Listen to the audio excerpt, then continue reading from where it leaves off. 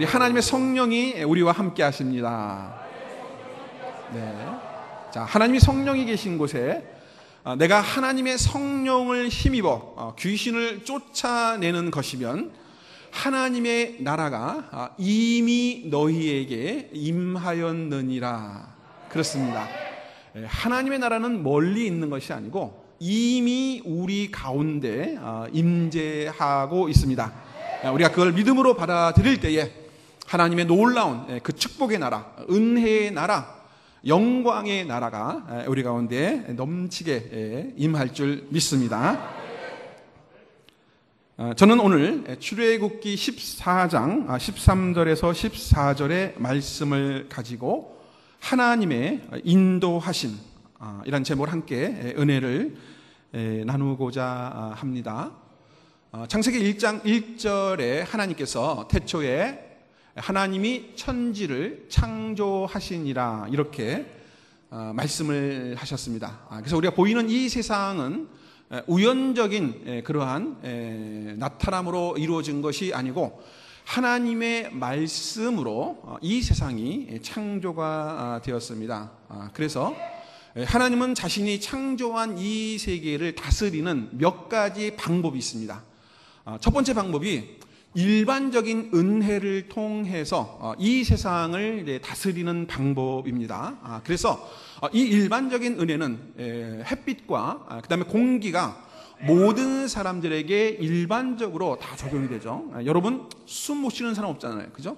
햇빛을 못 받는 사람 없습니다. 그러니까 일반적인 은혜를 통해서 모든 사람들이 하나님이 공급하시는 그것을 받을 수 있도록 그렇게 하나님이 이 세상을 다스리고 계시다는 것이죠. 또 하나님이 이 세상에 자연의 법칙을 심어 놓으셨습니다. 그래서 콩 심은데 콩이 나겠죠, 그죠? 팥 심은데 팥이 납니다. 그죠? 이게 하나님이 이 세상을 이끌어가는 그러한 법칙입니다. 하나님은 이렇게 일반적인 법칙을 가지고 이 세상을 이끌고 다스리고 계시지만은 또 하나님은 특별한 방법을 통해서 이 세상을 또 우리를 다스리고 계십니다. 하나님은 자신의 형상으로 우리 인간을 만들었기 때문에 원래 하나님의 목적, 하나님의 뜻은 우리 인간이 행복해지는 거죠.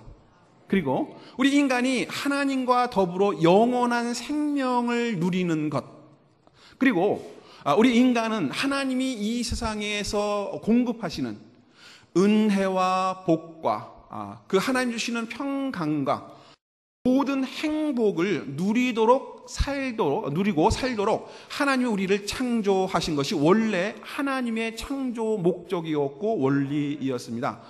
근데 갑자기 죄라는 것이 이 세상에 들어옴으로 말미암아 하나님의 그 창조 목적이 비틀리기 시작합니다. 원래 행복해야 되는 우리 인간이 불행해지기 시작했습니다. 원래 하나님의 축복을 누려야 되는 것이 마땅한데 축복이 아니고 저주가 우리의 삶 가운데 임하기 시작했습니다. 우리는 행복해지고 우리는 하나님의 복 가운데 정말 영원한 하나님의 그 임재 가운데 살아가야 함에도 불구하고 우리는 모든 죄악 가운데 고통 가운데 괴로워하는 그러한 삶을 살게 되었습니다. 하나님께서는 이러한 뒤틀린 그 하나님의 뜻을 바로잡기 위해서 자연적인 법칙을 아니고 초자연적인 법칙을 통해서 이 세상을 다스리고 계십니다. 인간의 죄를 사하기 위해서 원래 하나님이셨던 그 하나님의 아들이 인간이 되셨습니다. 하나님이 인간이 되었다는 것은 자연적인 법칙이 아닙니다. 동정녀 마리아, 성령으로 잉태되어서 동정녀 마리아에게 나셨다는 것은 자연의 법칙을 뛰어넘는 하나님의 초자연적인 그러한 개입입니다. 하나님은 자신의 아들 예수 그리스도를 통해서 초자연적인 하나님의 개입을 통해서 이제 인간의 죄를 용서해 주기 시작했습니다. 인간이 갖고 있는 고통의 문제를 해결해 주기 시작했습니다. 인간이 당하고 있는 죽음의 그 문제까지도 하나님의 초자연적인 그 개입을 통해서 그 문제까지도 해결을 하셨습니다. 이렇게 하나님은 자신의 뜻을 이 초자연적인 하나님의 그 계시를 통해서 지금도 이루어 가십니다. 만약에 성도님 가운데 고통 가운데 계신 분들, 이것은 하나님의 뜻이 아닙니다. 삶의 저주가 임하고 있을 때에 그것은 하나님의 뜻이 아님을 분명히 알아가야 됩니다. 하지만 그 문제를 해결하기 위해서는 세상이 주는 그 해답으로는 그 문제를 해결할 수가 없습니다. 오직 하나님이 초자연적인 그 계시를 통해서 이 땅에 심어놓은 그 예수 그리스도라는 그 한 분을 통해서 우리는 죄의 문제를 뛰어넘을 수 있습니다. 죽음의 문제를 또 뛰어넘을 수 있고요. 우리가 당하는 고통의 그 문제, 그 아픈 그 문제를 우리는 뛰어넘을 수 있습니다. 여러분, 하나님은 여러분에게 행복을 오늘 주실 것입니다. 하나님은 여러분에게 기쁨을 주실 것이고, 하나님은 여러분에게 예비한 그 복을 순간에 충분히 넉넉하게 주실 줄 믿습니다. 오늘 제가 읽은 출애굽기 본문은 이스라엘 백성이 애굽이라는 그 나라에서 400년 동안 거기서 살고 있었습니다.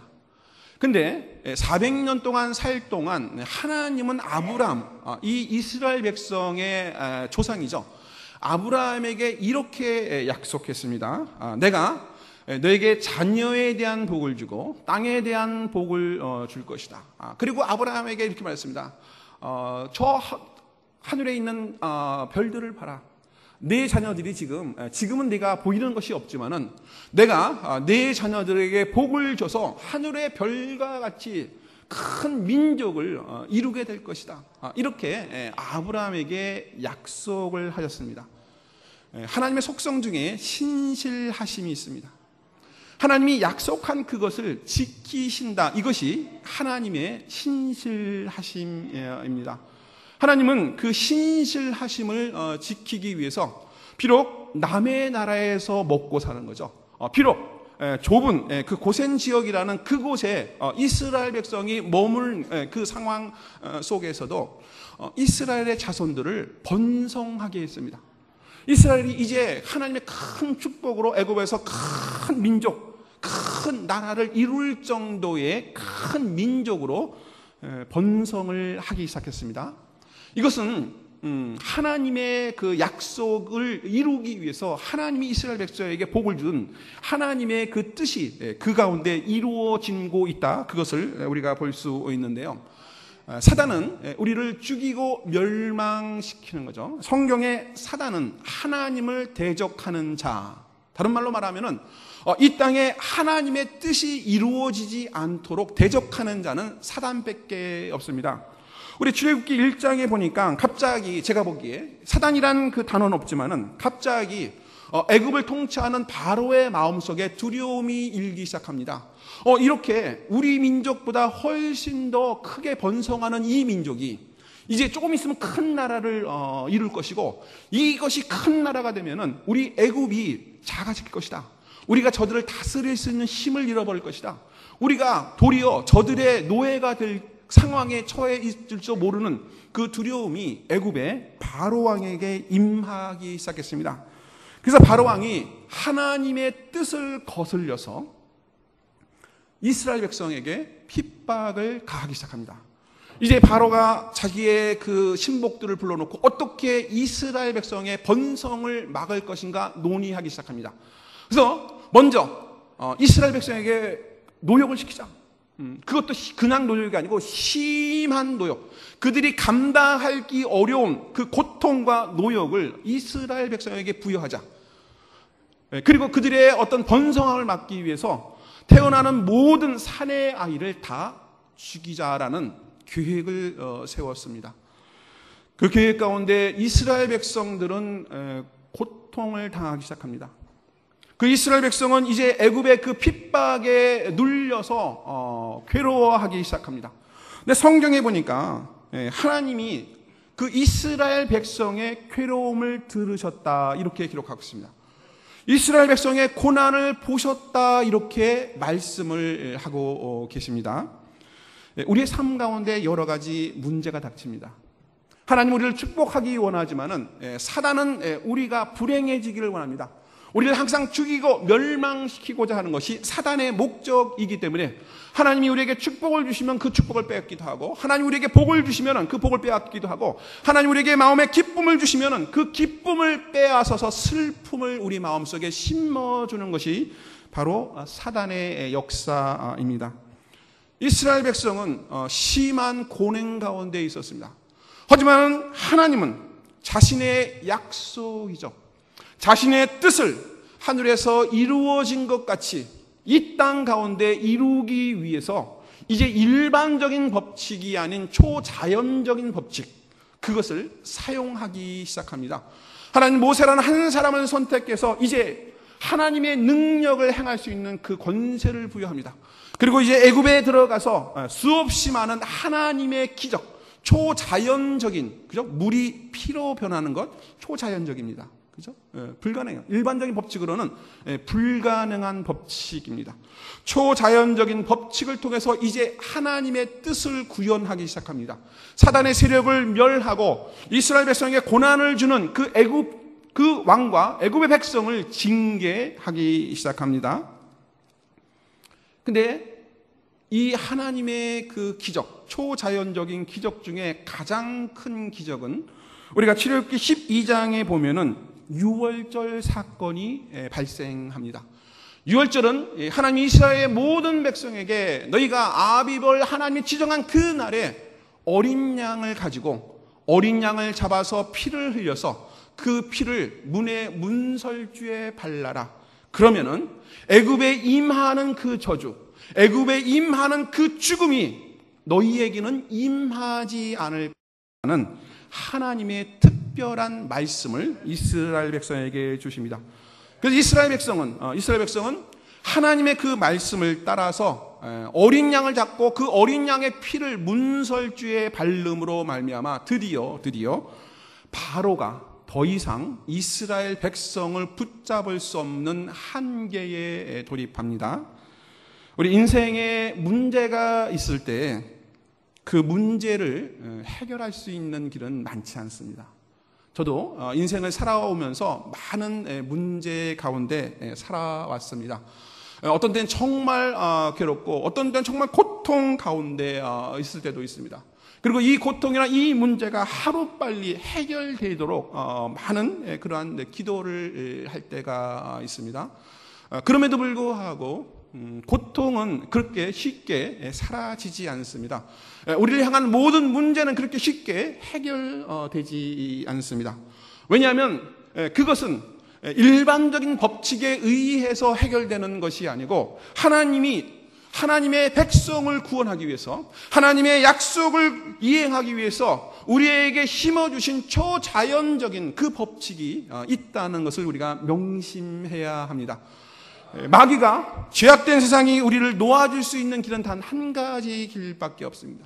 바로 예수의 보혈을 우리의 마음에 바르기 시작할 때에 더 이상 사단은 우리를 붙잡을 수 없습니다.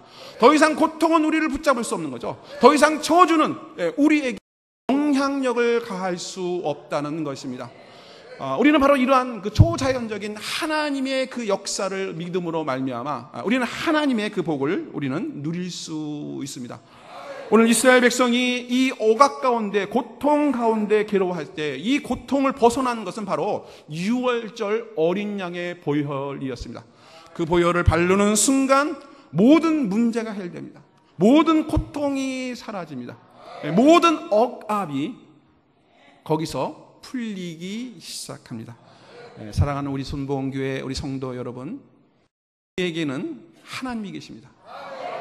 우리에게는 초자연적인 우리의 한계를 넘어서 우리의 모든 문제를 이미 십자가 그의 보혈로 해결하신 예수 그리스도라는 그분이 계십니다.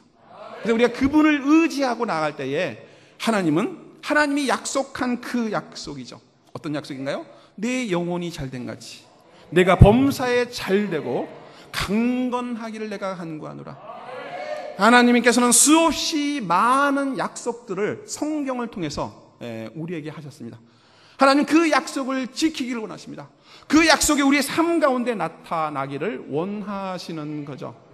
그러기 위해서 우리는 하나님의 그 기적, 하나님의 어린 양을 우리가 끊임없이 바라보고 그분만을 의지하고 나갈 때에 하나님 축복이 임할 줄 믿습니다. 오늘 본문에 보니까 몇 가지 반복되는 단어가 있는데 너희는입니다. 자, 여러분께서 이 너희는이라는 데 그 단어를 할 때 그냥 이게 하나님께서 이스라엘 백성에게 그때 그 당시에 하는 말씀이구나 이렇게 듣지 마시고 하나님 말씀은 어제나 오늘이나 영원토록 동일하십니다. 하나님이 이스라엘 백성을 구원했다면 오늘 우리 문제 가운데 있는, 고통 가운데 있는 우리를 구원하시는 거죠. 그래서 너희는이라는 것은 우리에게 한 말이에요. 그래서 너희는 두려워하지 말고, 너희는 너희를 위하여 행하시는 하나님의 구원을 보라. 너희가 오늘 본 애굽 사람을 다시는 보지 않을 것이다. 너희는 가만히 있을지니라. 하나님이 자신의 구원을 우리 가운데 보여주기 위해서 몇 가지 우리에게 가르치는 그 진리의 말씀이 있는데요. 오늘 13대 처음에 모세가 백성에게 이르되 너희는 두려워하지 말고. 사단의 가장 강력한 무기는 두려움이라는 것입니다. 사단은 우리를 두려움을 주기 위해서 우리가 하나님을 떠나게 만듭니다. 우리가 알지도 못하는 그 죄를 짓게 만드는 그 이유가 바로 우리에게 두려움을 심어주기 위해서입니다.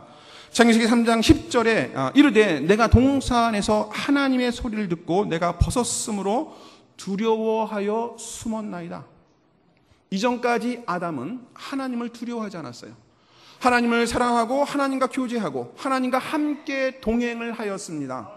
근데 그 마음속에 죄라는 것이 들어오자마자, 사단의 그 꼬임에 넘어가자마자 그 마음속에 두려움이 일기 시작했습니다. 자, 이 성경적인 관점에서 보면 두려움이라는 것은 물론 내가 무섭다, 떨린다 이런 관점보다 두려움이라는 것은 하나님을 멀리하게 되는 것이죠. 우리 인간이 하나님을 멀리할 때 우리는 우리의 존재 자체를 잃어버려요. 우리가 하나님을 떠날 때에 우리는 하나님이 주신 그 축복을 우리는 누릴 수도 없고 받을 수도 없습니다.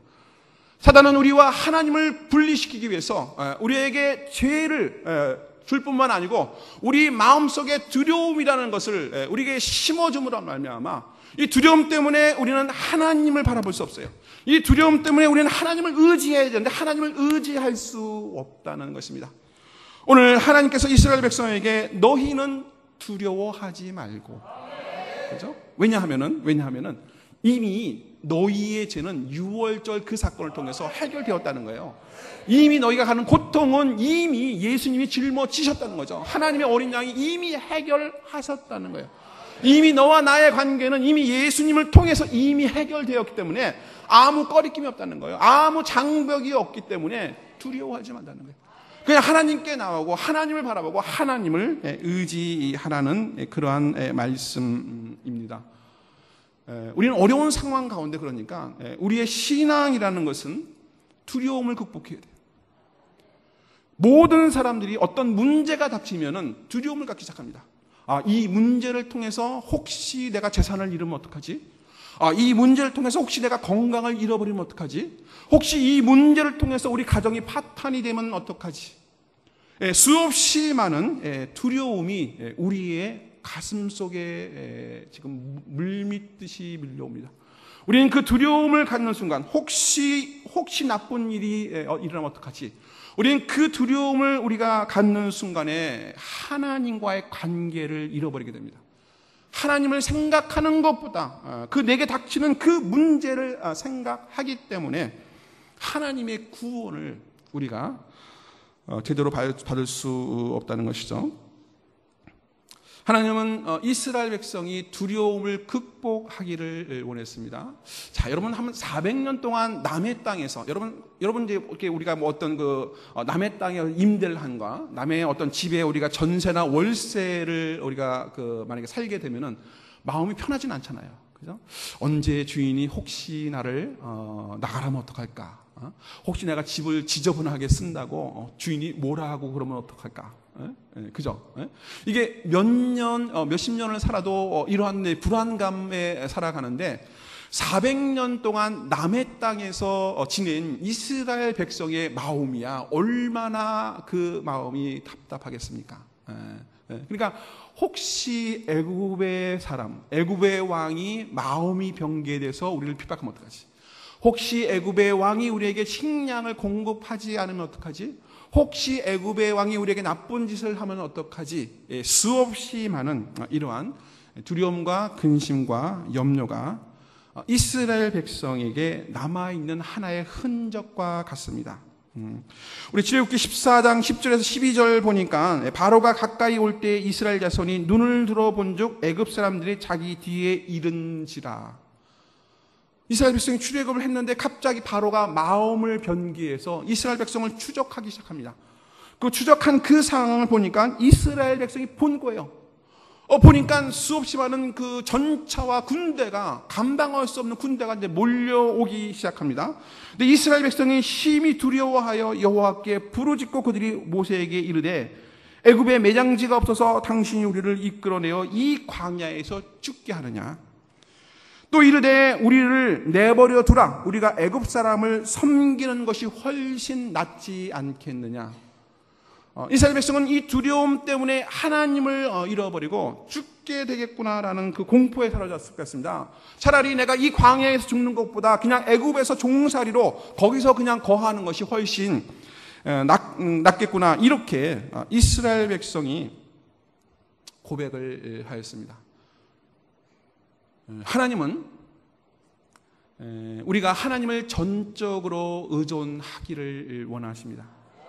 그러기 위해서는 우리가 무언가를 볼 때에 우리가 어떤 문제가 닥쳤을 때요, 우리는 그 문제를 보게 돼요. 그 문제 배후에 또 그 배후에 그래서 이 문제를 분석하다 보면 마음속에 생기는 거는 두려움과 근심과 염려밖에 없습니다.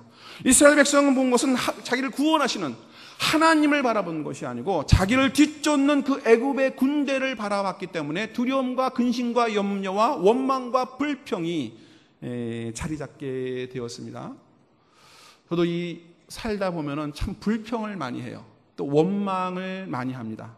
특별히 뭔가 안 좋은 일이 생겼을 때 내가 겉으로는 얘기하는데 마음속에 이런 원망이 생겨요.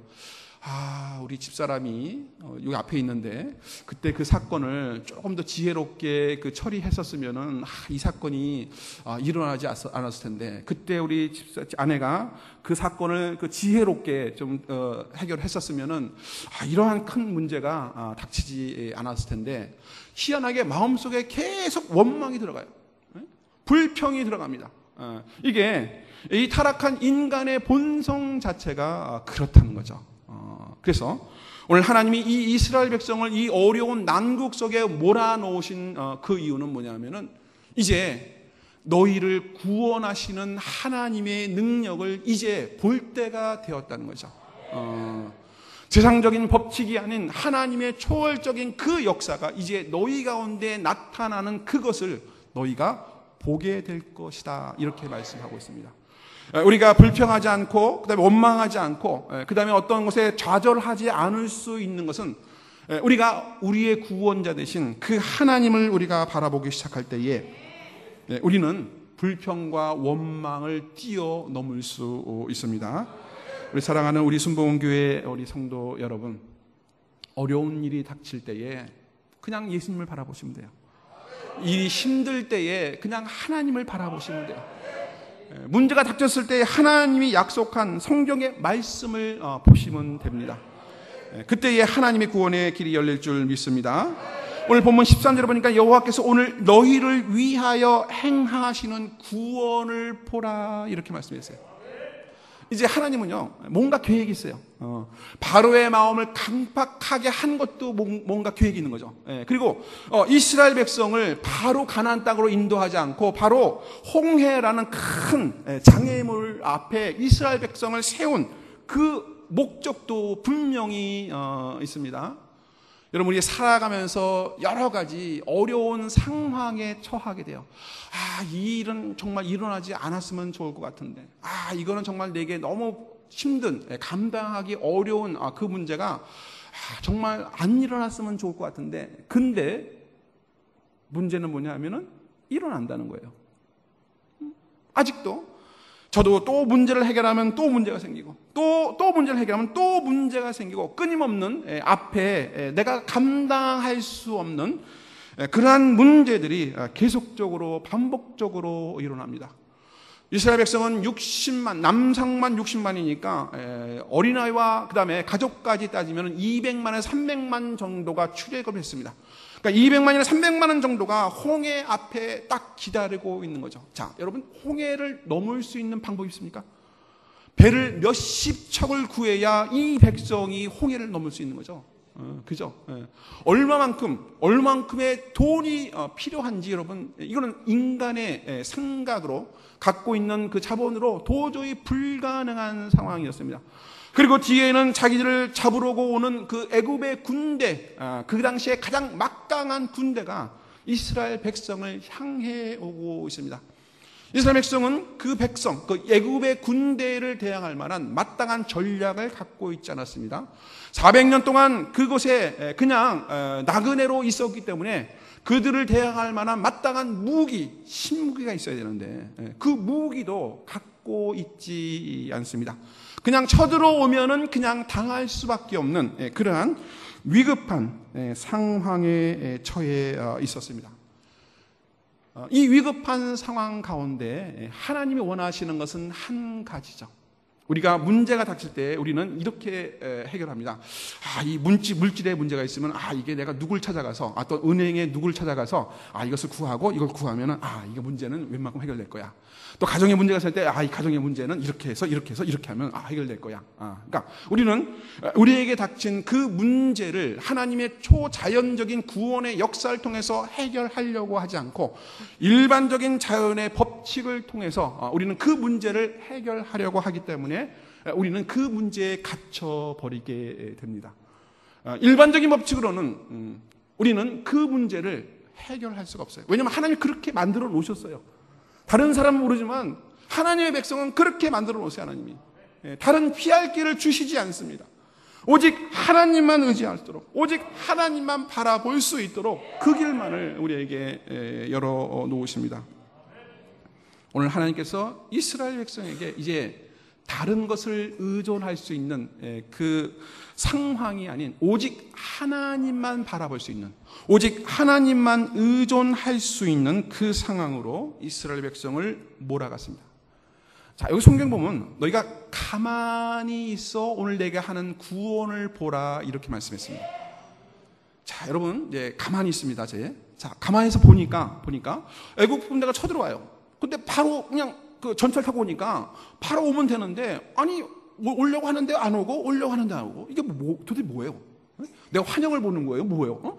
오려면 빨리 와서 뭔가 하든가 사람만 답답하게 말해요. 올 것 같기도 안 오고 올 것 같기도 안 오고 그러니까 이 문제가 막 해서 날 칠 것 같은데 안 오고 칠 것 같은데 안 오고 왜냐하면은 하나님의 구름 기둥이 애굽의 백성의 애굽의 군대를 막고 있었습니다. 자, 보는 거예요. 그죠? 보는 거예요. 그러니까 내가 감당할 수 없는 문제가 닥치더라도 보면 되는 겁니다. 하나님이 그 문제를 어떻게 막고 있는지, 하나님의 구원의 역사가 나타나기까지 그것이 하나님의 백성을 치지 못하도록 하나님이 그것을 어떻게 붙잡고 계시는 것을 보라는 거예요. 그죠? 보이잖아요. 그죠? 큰 문제가 닥치지만은 그게 날 직접 안 쳐요. 칠 것 같은데 안 쳐요. 문제가 터질 것 같은데 아직 안 터집니다. 아직 안 터져요. 하나님의 구원의 역사가 나타날 때까지는 하나님이 막고 계시다는 것이죠. 그러니까 우리는 하나님, 어려운 상황 가운데서 그러한 하나님의 그 구원을 보면 되는 거예요. 그죠? 가정에 문제가 있습니까? 그 가정을 붙잡고 있는 하나님의 구원을 보시면 되는 거예요. 물질에 문제가 있으면 물질의 문제를 붙잡고 있는 하나님의 구원을 보입니다. 보면 되는 겁니다. 그리고 나서 하나님께서 모세에게 이렇게 말씀하셨어요. 여호와께서 모세에게 이르시되 15절입니다. 너는 어찌하여 내게 부르짖느뇨? 이스라엘 자손을 명하여 앞으로 나아가게 하고. 하나님이 원하시는 것은 전진입니다. 하나님이 원하시는 건 그 약속의 땅으로 들어가기를 원해요. 이스라엘처럼 돌아서서 하나님의 약속 땅에 뒤돌아서 옛 습관을 쫓고 옛 그 풍습을 따라가는 것이 아니고 앞으로 나아가 원하십니다. 문제가 닥칠 때 가장 큰 문제가 뭐냐면은 직면하기 싫은 거예요. 막 피하고 싶어요. 정말 이거는 내가 감당이 어려운데, 정말 이것은 내가 할 수 없는데, 자꾸 문제를 이렇게 피하고 싶습니다. 뒤돌아가고 싶어요. 막 그냥 다른 데로 그냥 딴 쪽으로 가고 싶습니다. 근데 하나님이 원하시는 것은 뭐냐면은 뒤돌아서지 말라. 또 어떤 사람은 그 문제 가운데 좌절해버려. 이거 안 돼, 이제. 나 이제 못하게, 난 죽겠어, 이제. 그냥 포기를 해버립니다. 근데 하나님이 원하시는 것은 포기도 아닙니다.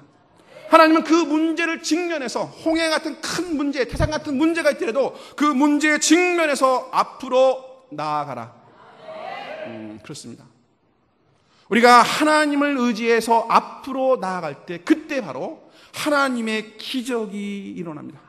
모세가 앞으로 나가서 홍해를 치자마자 시원하게 홍해 물이 갈라지기 시작해요.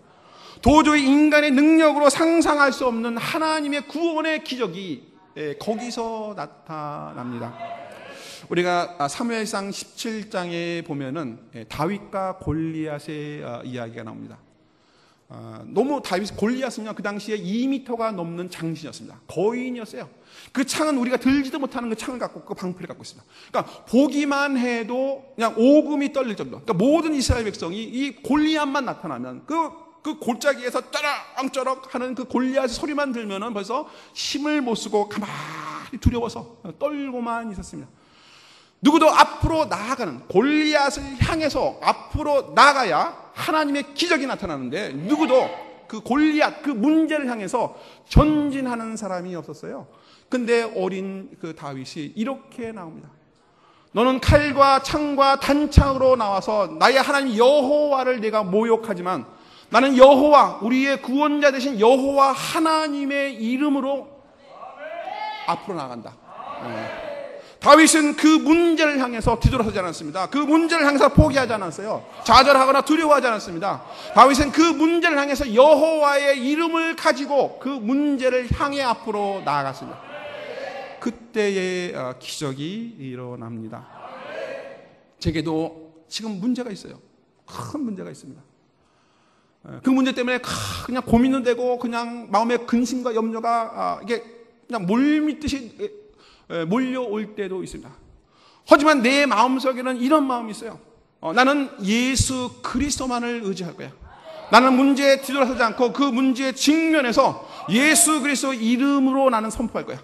예수 그리스도 이름으로 문제는 떠나갈지어다. 예수 그리스도의 모든 저주는 떠나갈지어다. 예수 그리스도의 이름으로 한 발자국 앞으로 전진해 나갑니다.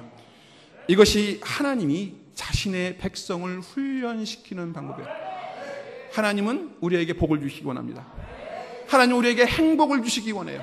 하나님 우리에게 하나님의 기쁨을 주시기 원하고 이 세상에 살 동안 정말 행복한 그러한 삶을 살기를 원하십니다.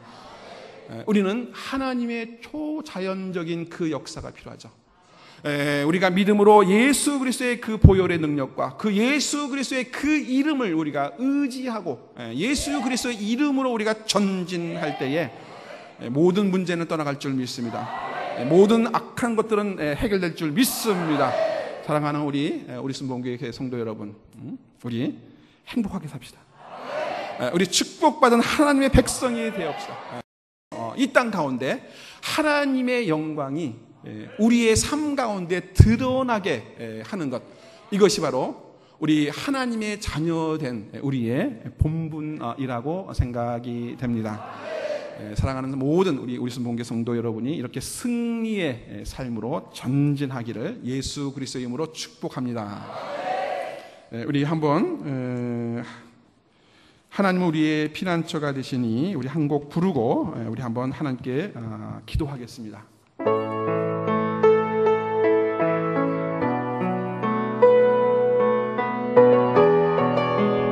우리 말씀을 생각하면서 우리 찬양 부르겠습니다. 하나님은 우리의 피난처가 되시며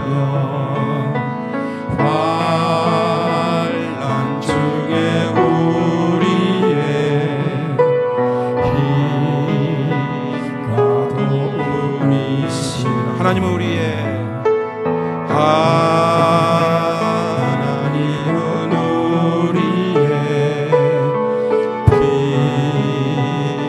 피난처가 되시며 환난 중에 우리의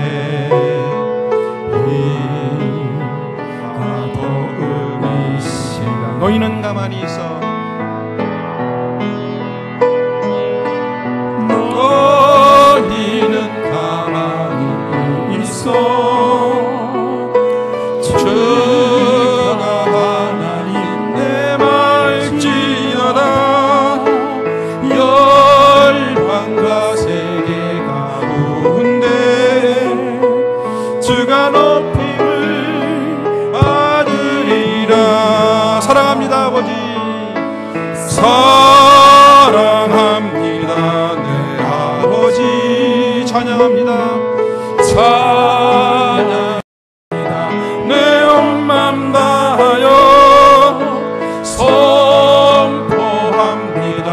예수 그리스도 주님 오심을 기다리며. 다시 한번 너희는 가만히 있어. 너희는 가만히 있어.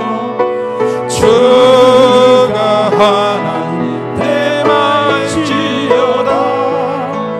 열방과 세계 가운데 주가 높임을 받으리라. 한 번 더 사랑합니다 내 아버지.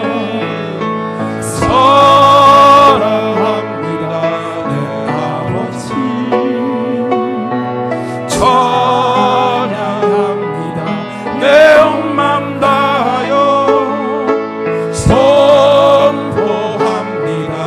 예수 그리스도